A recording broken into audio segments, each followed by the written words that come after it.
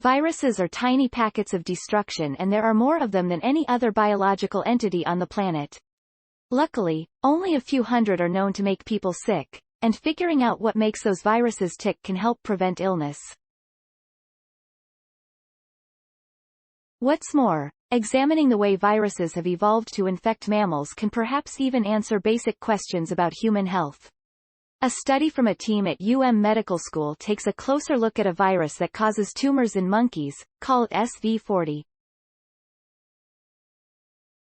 Several viruses have been tied to cancer in people, including human papillomavirus, Kaposi sarcoma-associated Herpesvirus, and Epstein-Barr virus.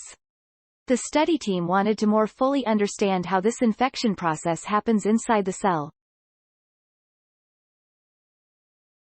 An earlier study from Spriggs, at the time a postdoctoral fellow in the lab of Billy Tsai, Ph.D., the Corydon Ford Collegiate Professor of Cell Developmental Biology, and their team found that SV40 travels from the surface of the cell, through the endosome, the endoplasmic reticulum, and then to T.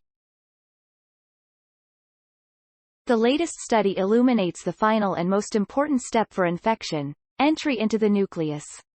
The virus itself is bigger than the portal it uses to gain entry into a cell's nucleus, explains Spriggs, called the nuclear pore complex. The new study found that SV40 uses the nuclear pore complex and another protein complex called link, which connects the inner and outer membranes of the nucleus, first disassembling itself into a smaller package made up of two proteins and the virus genome. Unlike many other viruses that grab onto finger-like projections sticking out from the nuclear pore complex, SV40 interacts with link first before entering it.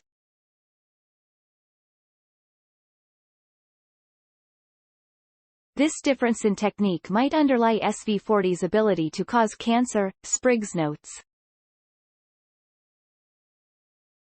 Thanks for watching. Please subscribe my channel for more videos.